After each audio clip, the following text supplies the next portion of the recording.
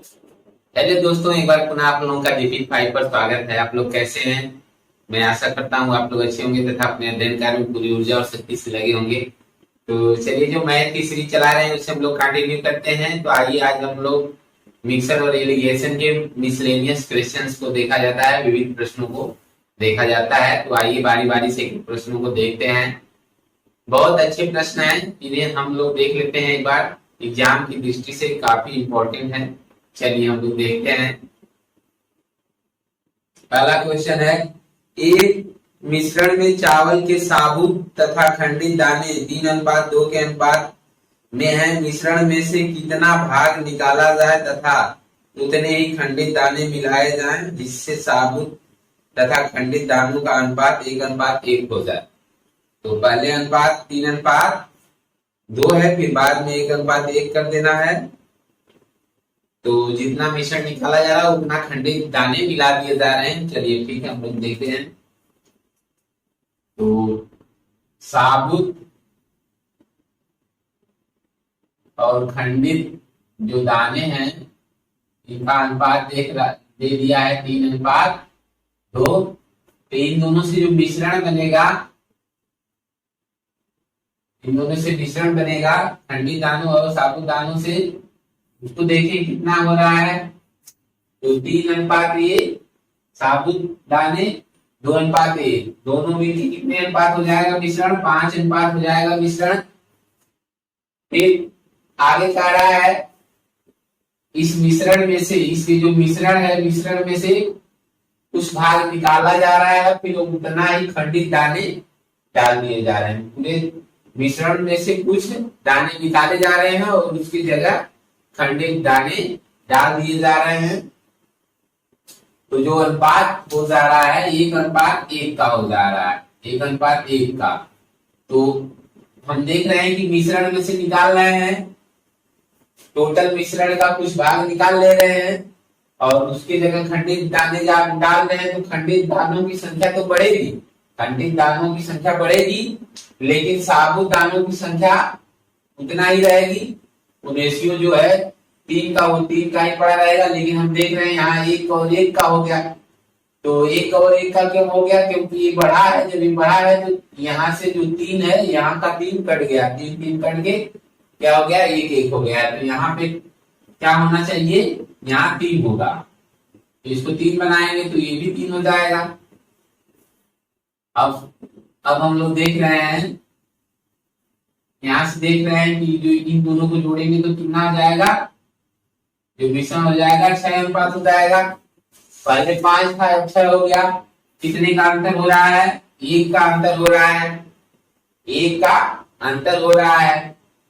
तो 1 का जो अंतर है, ये जो टोटल अगर मिश्रण निकालना रहेगा तो ये नीचे वाला जो अनुपात है टोटल का, यही अनुपात पूरा मिश्रण को बताता है। तो ये अनुपात पूरा मिश्रण को बताएगा। तो एक भाग जो बड़ा है, 1/6 का कितना है ये बता देना है। तो 1/6 का कितना है? 1/6 होगा। कितना होगा? 1/6 का 1/6 भाग है। 1/6 भाग का कितना? 1/6 भाग है। ये आंसर हो जाएगा। यही बताना था कि कितना भाग निकालना पड़ेगा। मिश्रण का 1/6 भाग निकाल के उसकी जगह 1/6 भाग के बराबर खंडित दाने डाल देना है। ये आंसर होगा। ठीक है, चलिए अगला क्वेश्चन हम लोग देखते हैं।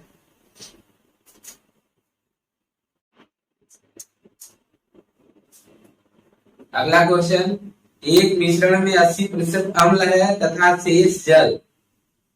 अम्ल तथा जल का अनुपात 4:3 करने के लिए मिश्रण का कितना भाग निकाला जाए और जल की उतनी ही मात्रा मिला दी जाए? तो 4 और 3 करने के लिए,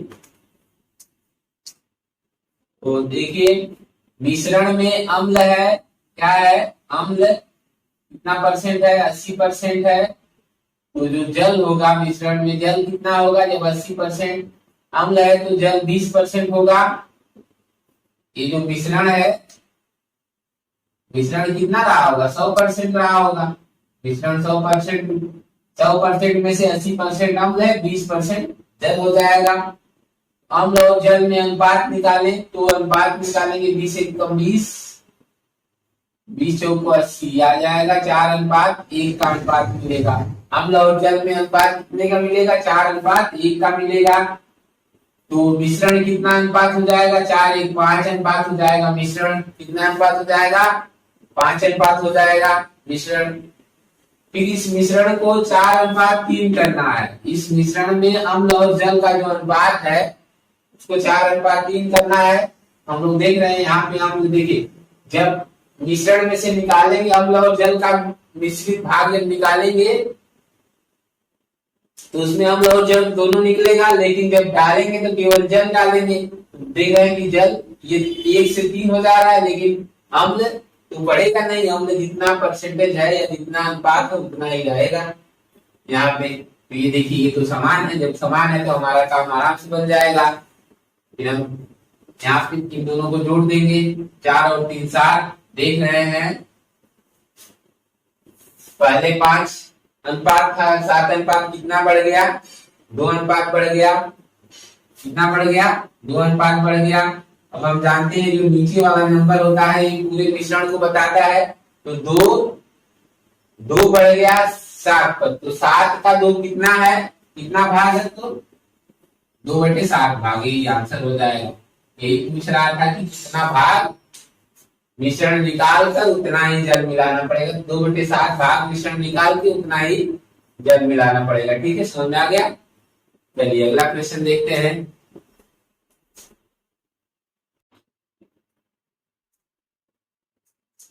एक डिब्बे में ए तथा बी 2 तरल पदार्थों का मिश्रण 7:5 अनुपात में है।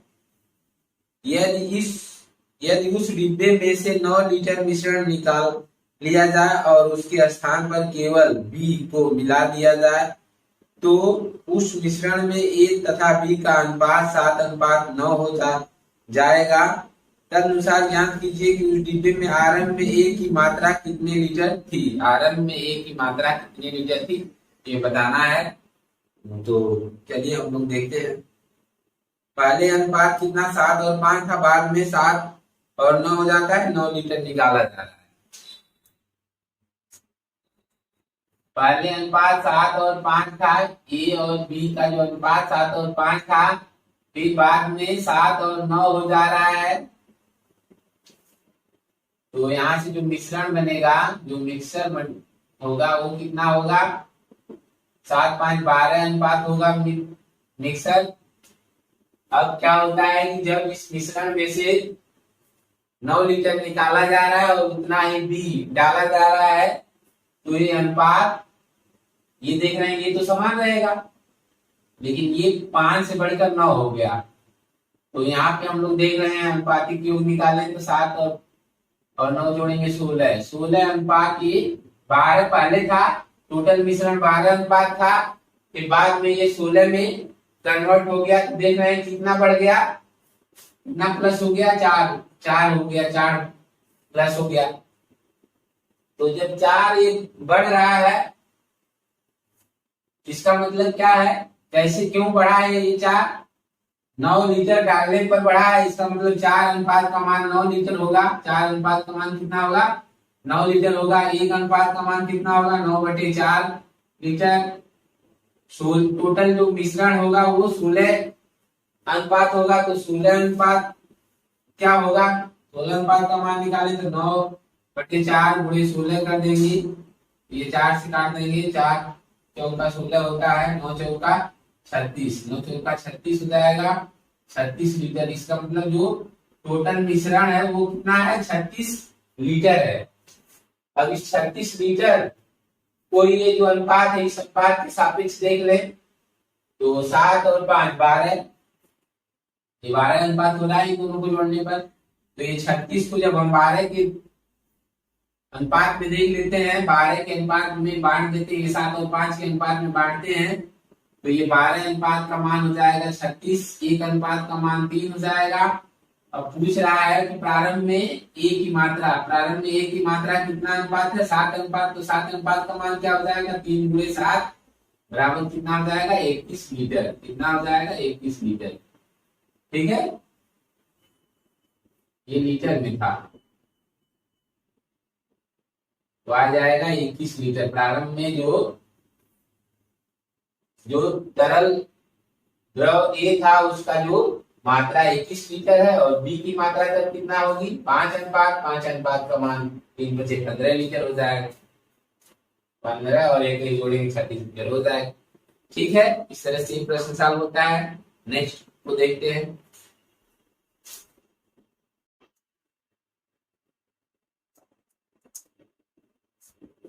चलिए अगला क्वेश्चन हम लोग देखते हैं। नेक्स्ट, एक मर्तबान में ए तथा बी द्रवों का मिश्रण 4:1 के अनुपात में है। यदि उस मिश्रण में से 10 लीटर निकालकर उसके स्थान पर उतनी ही मात्रा में द्रव बी मिला दिया जाए तो मिश्रण का अनुपात 2:3 हो जाएगा। तदनुसार मर्तबान के आरंभिक मिश्रण में द्रव ए की मात्रा कितनी थी। तो सेम पिछला क्वेश्चन जो है उसी तरह है। आइए इसे भी सॉल्व कर लेते हैं। अनुपात 4 और 1 का है, फिर बाद में 2 और 3 का हो जा रहा है, 10 लीटर निकाला जा रहा है।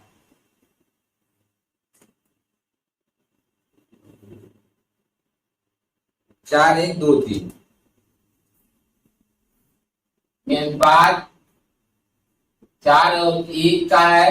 4 और 1 का है, फिर बाद में 2 और 3 का अनुपात हो जा रहा है। मिश्रण कितना निकाला जा रहा है 10 लीटर निकाला जा रहा है, तब ये अनुपात ऐसे हो रहा है। तो जो मिक्सचर है, जो मिश्रण है, वो कितना हो जाएगा। यहाँ पर मिश्रण हिंदी में ही लिख लीजिए, हिंदी में हम लोग लिख रहे हैं मिश्रण। ये मिश्रण है। मिश्रण यहाँ से देखेंगे 4:1:5 अनुपात होगा। यहाँ से देखेंगे, अभी यहाँ पे देखने की जरूरत नहीं है। अभी थोड़ा सा ये ध्यान देना है कि ये देखिए ये तो कन्वर्ट होगा नहीं, ये जितना है उतना ही जाएगा। तो ये 2 है तो इसको 4 बनाना पड़ेगा। इसको 4 बनाना पड़ेगा क्योंकि बी की मात्रा बढ़ेगी, इसकी नहीं बढ़ेगी। तो ये 4 है तो यहाँ भी 4 करेंगे। इसे 4 करेंगे कैसे, 2 से मल्टीप्लाई करेंगे, यहाँ भी 2 से तब मल्टीप्लाई कर देंगे तो ये 4 हो जाएगा और ये भी 4 हो जाएगा। अब देख रहे हैं कि अब 4 4, अरे सॉरी, ये 6 हो जाएगा। ये कितना हो जाएगा 6 होगा। 3 गुना 6 हो जाएगा, 2 गुना 4। अब देख रहे हैं कि जो अनुपात मिल गया 4 और 6 का, आप देख रहे हैं अब ये बराबर हो गया। ये जब बराबर हो गया तब हमारा काम बन जाएगा। अब हम 4 और 6 जोड़ेंगे, यहाँ 10 हो जाएगा। यहाँ देखेंगे कितने का अंतर हो रहा है 5 रेशियो का। 5 रेशियो का जो अंतर हो रहा है, 5 रेशियो का अंतर इसकी वजह से हो रहा है 10 लीटर निकालने और डालने की वजह से। 10 लीटर पुनः जब डाल दे रहे हैं तब ऐसा होता रहा है। तो इसका मतलब 5 रेशियो का मान आ जाएगा 10 लीटर। 1 रेशियो का मान निकालेंगे तो 2 लीटर हो जाएगा। यहाँ से अब हमको टोटल जो मिश्रण है, टोटल जो मिश्रण है उसकी मात्रा कितना है, उसका अगर टोटल मिश्रण की मात्रा निकालना रहे तो हम क्या करेंगे, ये 10 अनुपात का मान निकालेंगे। 10 अनुपात का मान तब क्या होगा, तो 1 अनुपात का मान 2 है, 10 अनुपात का मान तब 20 हो जाएगा। 20 लीटर, 20 लीटर टोटल मिश्रण है। टोटल मिश्रण कितना है 20 लीटर है। ठीक है, अब हमको ए की प्रारंभिक मात्रा, ये 4 अनुपात का मान पूछ रहा है। तो पहले हम ये जो 20 लीटर मिश्रण आया है इसे 4 और 1 के अनुपात के सापेक्ष देख लें, अर्थात 5 रेशियो के सापेक्ष देखें। तो ये 20 को जब 5 से डिवाइड करेंगे तो कितना हो जाएगा, ये 4 हो जाएगा। यानी 1 रेशियो का मान 4 आ जाएगा। 1 रेशियो का मान 4 आ जाएगा। तो हमको 4 रेशियो का मान निकालना है। प्रारंभ में ए कितना है 4 रेशियो है, तो 4 रेशियो का मान निकालने के लिए 4 × 4 बराबर 16 लीटर। प्रारंभ में जो ए है 16 लीटर है और बी कितना रहा होगा तब 1 अनुपात 1 अनुपात का मान 4 है। ये 4 लीटर रहा होगा, ये 16 लीटर रहा होगा। देख लें तब भी 20 लीटर है कि नहीं, और यहाँ से भी 20 लीटर आ रहा है। ठीक है, इस तरह से जो ए की प्रारंभिक मात्रा आ रही 16 लीटर, ये आंसर हो जाएगा। ये हमारा आंसर है। चलिए नेक्स्ट को देखते हैं।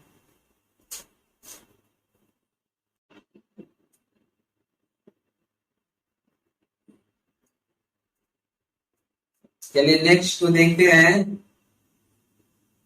एक बर्तन में ए और बी दो द्रव पदार्थ 7:5 के अनुपात में है। उस घोल में से 9 लीटर निकालने के बाद उतना ही द्रव बी भर दिया गया, तो ए तथा बी का अनुपात 1:1 हो जाएगा। तदनुसार उस बर्तन में आरंभ में ही द्रव ए की मात्रा कितने लीटर थी ये बताना है। तो अनुपात शुरू में ए और बी का 7 और 5 है, फिर बाद में 1 और 1 का हो जा रहा है 9 लीटर निकालने के बाद। पहले 7 और 5 है, बाद में 1 हो जा रहा है। ए और बी जो द्रव है इनका जो प्रारंभिक अनुपात है 7 और 5 का है, फिर बाद में 1 का हो जा रहा है। कितना लीटर निकालने के बाद? 9 लीटर निकालने और डालने के बाद। चलिए तो कौन पदार्थ डाला जाएगा निकालने के बाद? ये बी वाला डाला जाएगा, ठीक है। चलिए ठीक है, ए की आरंभिक मात्रा पूछी जा रही है, तो हम लोग क्या करेंगे, इस तरह के प्रश्न देख चुके हैं। क्योंकि ए का मान तो बदलेगा नहीं, ये 7 रेशियो तो यहाँ भी 7 रहेगा, बी बदलेगा। तो यहाँ जब इसको 7 करेंगे तो 7 का मल्टीप्लाई कर देंगे दोनों में, 7 हो जाएगा। इसको देखते हुए 7 हो जाएगा। अब यहाँ पे इसका हम योग निकालें तो ये जो आएगा मिश्रण आएगा, मिश्रण देखा जाए तो यहाँ ये 7 5 12 होगा, यहाँ 7 गुना 14 हो जाएगा। कितना हो जाएगा? 7 गुना 14 हो जाएगा।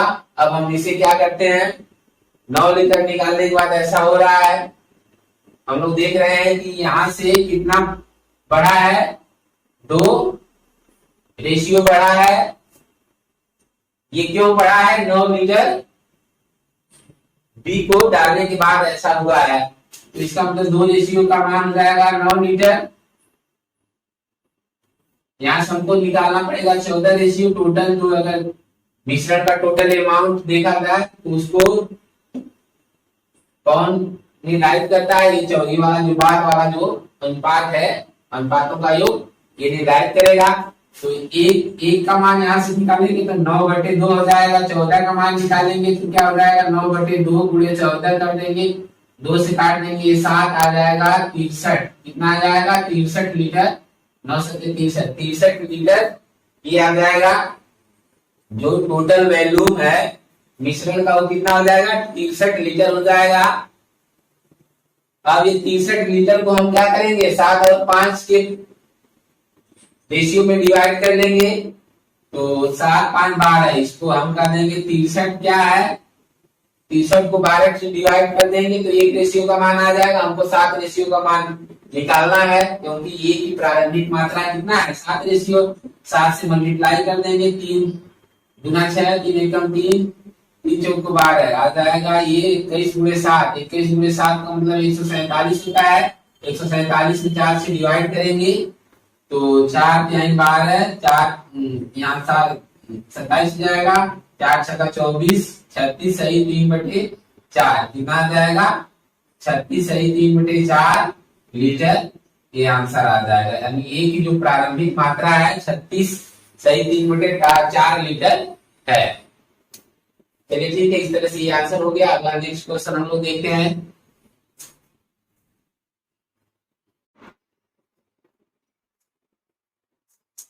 नेक्स्ट क्वेश्चन देखते हैं। 40 लीटर मिश्रण में एल्कोहल और जल का रेशियो 5:3 है। 8 लीटर मिश्रण निकालकर उसकी जगह जल डाल दिया गया, तब परिणामी मिश्रण में एल्कोहल और जल का अनुपात बताना है। परिणामी मिश्रण में एल्कोहल और जल का अनुपात बताना है। 40 लीटर मिश्रण है, 5 और 3 के रेशियो में है। 8 लीटर निकाल करके उसकी जगह जल डाल दिया जा रहा है, तो परिणामी मिश्रण में एल्कोहल और जल का रेशियो बताना है। तो चलिए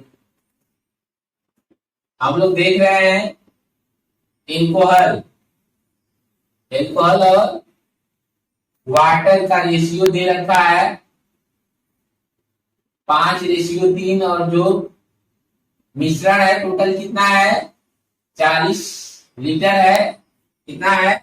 40 लीटर है।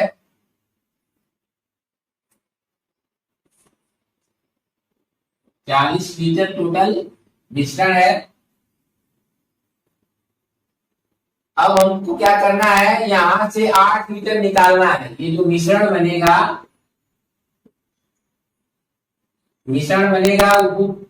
इस मिश्रण में से क्या करना है, 8 लीटर निकाल लेना है। 8 लीटर निकाल लेना है।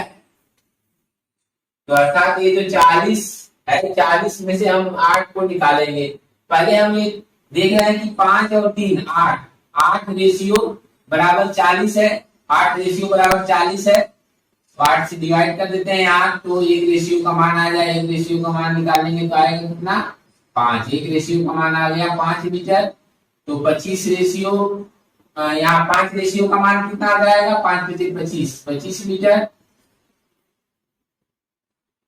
कितना हो जाएगा, 25 लीटर हो जाएगा। 3 रेशियो का मान निकालेंगे तो एक रेशियो का मान 5 लीटर है, 3 रेशियो का मान 15 लीटर हो जाएगा। अब जब हम ये जो मिश्रण बना है, ये जो 40 लीटर मिश्रण है, 40 लीटर मिश्रण जो है, नहीं लिखेंगे तभी कोई बात नहीं। ये 40 लीटर जो मिश्रण है, इस मिश्रण में से 8 लीटर जब निकालेंगे तो 5 और 3 के रेशियो में निकलेगा। अर्थात 5 लीटर क्या निकलेगा, एल्कोहल निकलेगा, तो 3 लीटर वाटर निकलेगा। तो 8 लीटर में से तब सीधे सीधे 8 लीटर जब निकाल रहे हैं, तो 8 लीटर जब निकाल रहे हैं तो ये क्या, 5 + 3 बराबर 8। 8 अनुपात का मान 8 लीटर होगा, तो 1 अनुपात का मान 1 लीटर होगा। 5 अनुपात का मान 5 लीटर हो जाएगा, 3 अनुपात का मान 3। अर्थात जब 8 लीटर निकालेंगे तो 5 लीटर क्या निकलेगा, एल्कोहल निकलेगा। 5 इसमें से माइनस कर देंगे, और 3 लीटर क्या निकलेगा, 8 लीटर में से 5 लीटर एल्कोहल होगा और 3 लीटर वाटर होगा। 5 लीटर एल्कोहल निकलेगा, तो पहले एल्कोहल 25 लीटर है, 5 लीटर निकल जाएगा तो कितना बचेगा, 20 लीटर। यहाँ 15 लीटर था, 15 लीटर में से 3 लीटर निकल जाएगा, कितना बचेगा, 12 लीटर बचेगा। ना बचेगा 12 लीटर। अब जब हम 8 लीटर निकाले हैं तो फिर 8 लीटर क्या डाल रहे हैं, पानी। तो इसमें 8 हम ऐड कर देंगे, तब कितना हो जाएगा, जब हम 8 ऐड करेंगे तो ये आ जाएगा 20 लीटर। अब 20 लीटर हम देख रहे हैं एल्कोहल भी है, 20 लीटर वाटर भी हो गया, तो दोनों में रेशियो निकाल देंगे। 20 या इसको काट देंगे, 1:1 आ जाएगा, ये आंसर हो जाएगा। तो परिणामी जो मिश्रण होगा उसमें एल्कोहल और वाटर का रेशियो 1:1 होगा, 1:1 होगा। ठीक है, यही आंसर हो जाएगा। ये आंसर है। करना क्या था, पहले ये जो रेशियो दिया इसके माध्यम से हम ये निकाल रहे हैं कि 40 लीटर में कितना एल्कोहल है और कितना पानी है। तो निकाले, यहाँ से 8 रेशियो का मान 40 है, 1 रेशियो का मान 5 हो जाएगा, 5 रेशियो का मान 25 लीटर एल्कोहल होगा और 3 रेशियो का मान 15 लीटर वाटर होगा। इस 25 लीटर में से जब हम 8 लीटर निकाल रहे हैं, 8 लीटर जब हम निकाल रहे हैं तो इसी रेशियो में निकलेगा 5 और 3 का। इसका मतलब 5 लीटर एल्कोहल निकला होगा, 3 लीटर वाटर निकला होगा। तो 5 लीटर एल्कोहल निकाल देंगे 25 में से तो 20 बचेगा, और 3 लीटर वाटर निकाल देंगे 15 में से तो 8 कितना बच जाएगा, 12 बच जाएगा। अब हम जो ये निकालने के बाद पुनः हम क्या डाल रहे हैं, ऐड कर रहे हैं, इसमें वाटर ऐड कर रहे हैं। तो वाटर 8 लीटर ऐड कर देंगे, 8 लीटर निकाले थे तो 8 लीटर ऐड करेंगे, तो 12 8 20 हो जाएगा। इधर ये एल्कोहल भी 20 है और वाटर भी 20 है, रेशियो निकालेंगे इन दोनों में। 20 में तो कितना आएगा, 1:1 का रेशियो आ जाएगा, 1:1। इसे ही आंसर है। ठीक है, नेक्स्ट क्वेश्चन देखते हैं।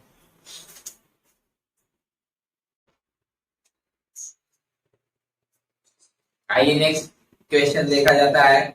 अम्ल और जल के 3 नमूनों में उनका अनुपात 2:1, 3:2 तथा 5:3 है।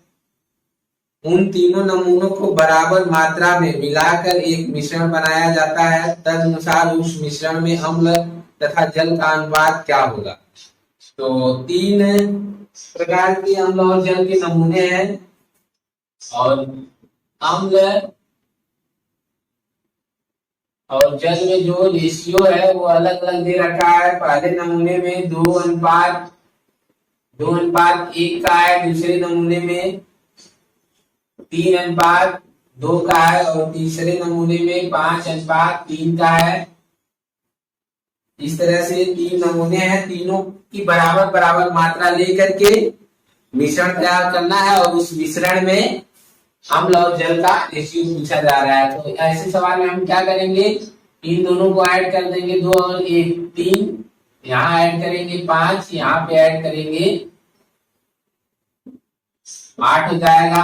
अब हम क्या करेंगे, क्वांटिटी बराबर रखना है तीनों नमूनों का। तो तीनों नमूनों का क्वांटिटी देख रहे हैं, यहाँ 3 है, यहाँ 5 है, यहाँ 8 है, ये अलग अलग हो गया, इसको बराबर करना पड़ेगा। तो तीनों का एलसीएम निकालेंगे, आएगा 120। अब तीनों का एलसीएम 120 अर्थात 120 एक ऐसी संख्या है जो तीनों के लिए बराबर का काम करेगी, इसलिए हम सब तीनों को 120 के बराबर करते हैं। अब 3 को 120 के बराबर करना है तो क्या करेंगे, 40 से गुणा कर देंगे। 5 को 120 के बराबर करना है तो 24 से गुणा कर देंगे।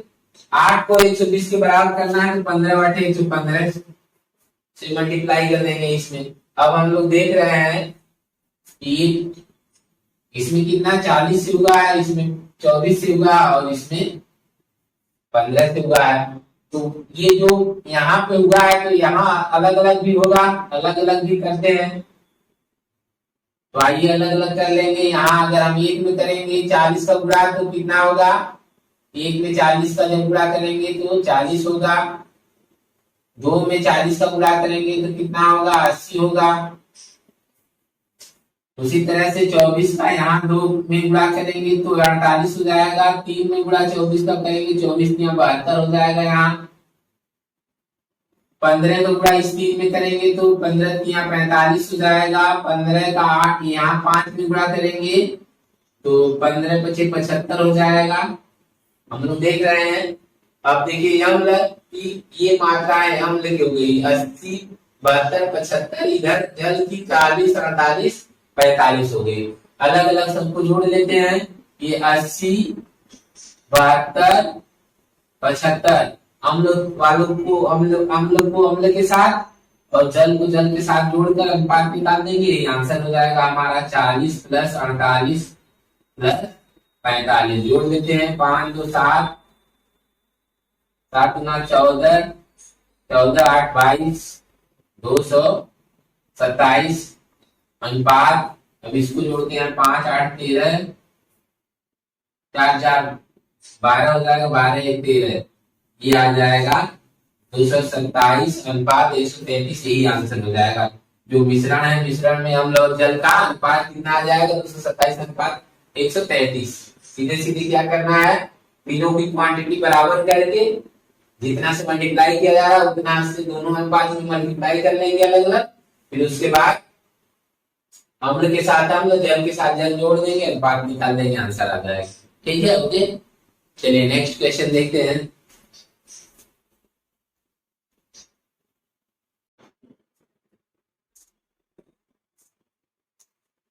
चलिए नेक्स्ट क्वेश्चन देखते हैं।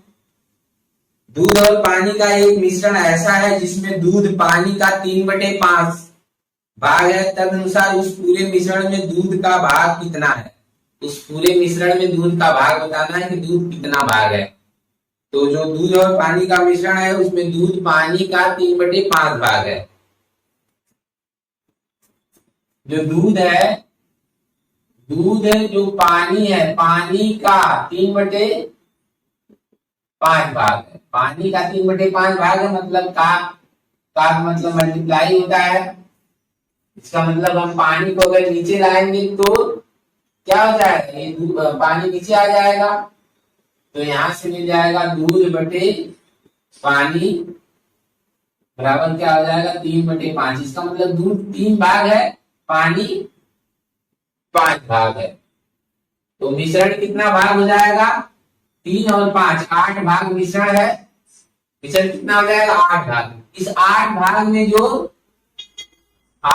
में ये जो दूध है 3 भाग, ये क्या है, तो 8 का ये 3/8 हो जाएगा। कितना हो जाएगा, 3/8। 3/8 ही तो होगा। 8 भाग में 3 भाग, 8 भाग में 3 भाग क्या है, दूध है। अगर पानी की बात करता तो 5/8 होता। पानी कितना हो, 5 भाग है। पानी, ये दूध हो गया और ये पानी हो गया। पानी 5/8 है, लेकिन हमसे पूछ रहा है दूध। आंसर हमारा ये है 3/8। 3/8। पानी पूछता तो 5/8 होता। ठीक है, ओके। चलिए ठीक है, इस तरह से हम लोग इस विविध प्रश्न जो मिसलेनियस क्वेश्चन का जो सीरीज चल रहा था, इसमें हम लोग कुछ प्रश्नों को देखे हैं जो एग्जाम की दृष्टि से काफी इंपॉर्टेंट थे, अच्छे लेवल के क्वेश्चन थे। इन्हें हम लोग बहुत ही आराम से बनाए। मुझे पूरा विश्वास है कि आपको ये सारे प्रश्न बढ़िया से समझ में आए होंगे। अब आप इस वीडियो को देख करके, वीडियो अगर अच्छा लगा तो वीडियो को लाइक शेयर करिएगा। आप वीडियो को देख करके ऐसे प्रश्न अपनी बुक से निकालिए और बनाइए। मुझे पूरा विश्वास है आपसे ऐसे प्रश्न बनेंगे, आराम से बनेंगे। एग्जाम में ऐसे प्रश्न बना के ही जाइए। ठीक है, ओके। वीडियो अच्छा लगा है तो वीडियो को लाइक शेयर करिएगा तथा चैनल लिपिक भाई को जरूर सब्सक्राइब करिएगा। Okay, best of luck, thank you. फिर मिलते हैं अगली वीडियो में। तब तक के लिए आप सभी को जय हिंद, जय भारत।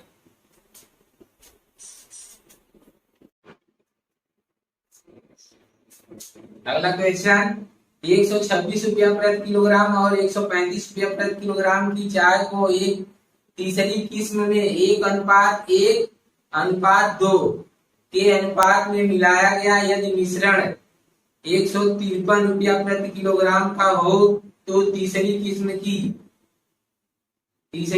की कीमत प्रति किलोग्राम क्या होगी, ये बताना है। तो चलिए हम लोग देखते हैं क्वेश्चन। हम लोग देख रहे हैं कि 3 प्रकार की चाय है। एक चाय 126 रुपया प्रति किलो के हिसाब से बिक रही है, और एक दूसरी चाय है वह 135 रुपया प्रति किलोग्राम के रेट की है। और एक तीसरी चाय जो है उसका दाम नहीं मालूम है, मान लेते हैं वह 10 रुपया प्रति किलोग्राम के हिसाब से बेची जा रही है। उसका दाम 10 रुपया प्रति किलोग्राम है, ये उसका दाम निकालना है। और इन तीनों जो चाय है, तीनों चाय को 1:1:2 के रेशियो में दिया गया है। अर्थात ये जो रेशियो इनका है 1:1:2 के अनुपात में मिलाया गया है तीनों को। अर्थात ये वाली जो चाय है 1 किलो ली गई है, तो ये जो दूसरी किस्म की चाय है ये भी 1 किलो ली जाएगी। जो तीसरी किस्म की चाय है वह 2 किलो। तो दाम निकालेंगे, अगर 126 रुपया एक किलो है तो 1 किलो का दाम 126 रुपया होगा। 1 किलो का दाम इसका कितना हो जाएगा, 135 रुपया होगा। और इसका क्या होगा, इसका 1 किलो का दाम 100 रुपया है तो 2 किलो का दाम 200 हो जाएगा। ये तीनों दाम को हम लोग जोड़ देंगे तो कितना आ जाएगा, इसको इन दोनों को जोड़िए, 6, 5, 11 तो 1 हो जाएगा, 2, 3, 5 और 1, 6, 1, 1, 2, 261 रुपया ये हो जाएगा, प्लस ये 2x ये हो जाएगा। टोटल जो दाम आ जाएगा 261 प्लस 2x। ये तीनों प्रकार की चाय का दाम हो गया 1 किलो, 1 किलो, 2 किलो का। 1 किलो, 1 किलो, 2 किलो कुल मिला कितना होगा, 4 किलो। कितना हो जाएगा, 4 किलो चाय का दाम। ये 4 किलो चाय का दाम है। कितना किलो, 4 किलो चाय। अब 4 किलो जो चाय है इसका जो दाम है, इसको किस हिसाब से बेचा जा रहा है, निर्धारित किया जा रहा है 153 रुपया प्रति किलो के हिसाब से निर्धारित किया जा रहा है। तो 4 किलो का दाम, 1 किलो का दाम 153 रुपया निर्धारित किया गया। तो 4 किलो का दाम कितना हो जाएगा, 153 और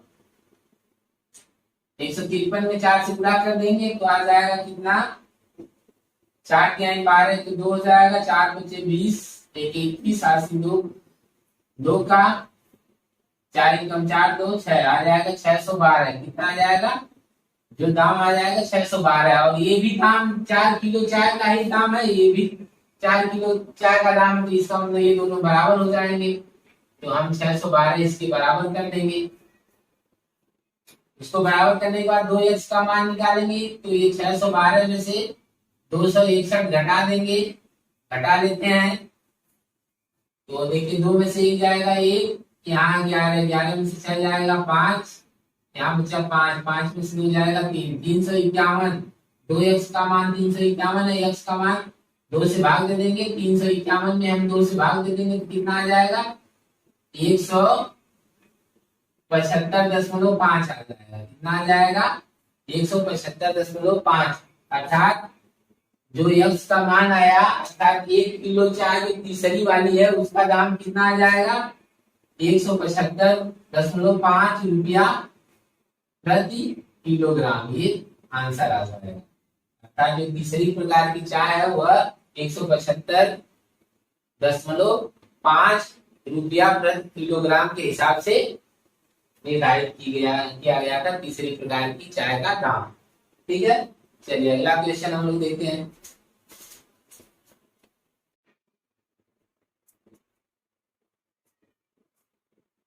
चलिए क्वेश्चन अगला देखते हैं। एक अयस्क में किसी मिश्र धातु का 25% है जिसमें 90% आयरन है, इसके अतिरिक्त अयस्क के शेष 75% में कोई आयरन नहीं है। 60 किलोग्राम शुद्ध आयरन के लिए अयस्क की अपेक्षित मात्रा किलोग्राम में है। किलोग्राम में है लगभग कितना है, ये 4 ऑप्शन है, उसमें से कोई एक होगा।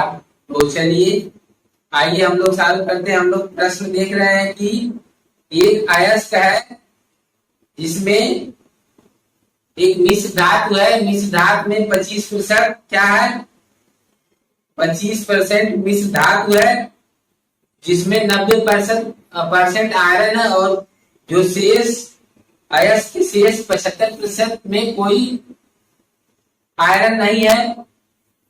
तो ये कह रहा है कि 60 किलोग्राम शुद्ध आयरन बनाने के लिए अयस्क की अपेक्षित मात्रा क्या है ये बताना है। तो चलिए हम लोग देख रहे हैं कि जैसे हम लोग अयस्क के बारे में जानते हैं कि पृथ्वी में अयस्क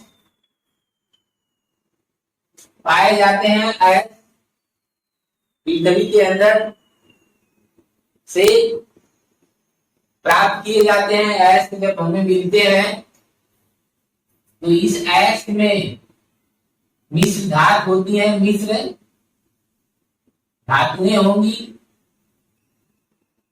एक अयस्क में कई प्रकार की मिश्र धातुएं हो सकती हैं। तो ये मिश्र धातु है, मिश्र धातु में इस मिश्र धातु में आयरन है, इस मिश्र धातु में आयरन है।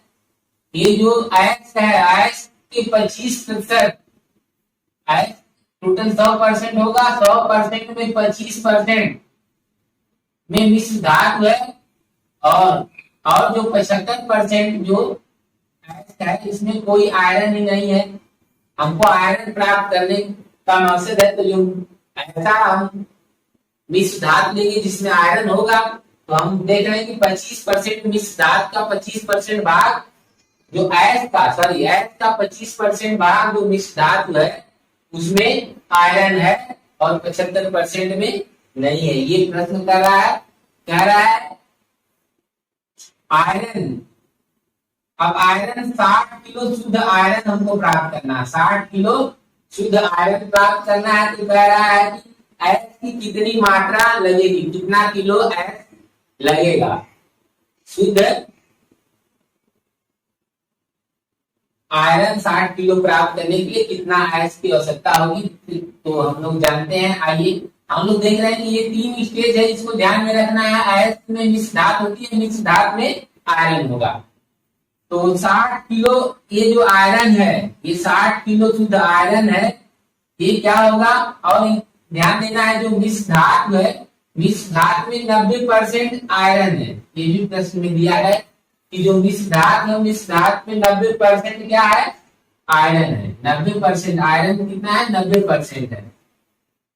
तो ये जो मिश्र धातु है ये आयरन अपने आप में क्या होगा, मिश्र धातु का 90% होगा, मिश्र धातु का 90%। तो मिश्र धातु क्या रही होगी 100% रही होगी। अगर 60 किलो आयरन मिला है तो कोई एक निर्धारित मिश्र धातु रही होगी जिसके माध्यम से हम लोग इतना पाए होंगे आयरन 60 किलो।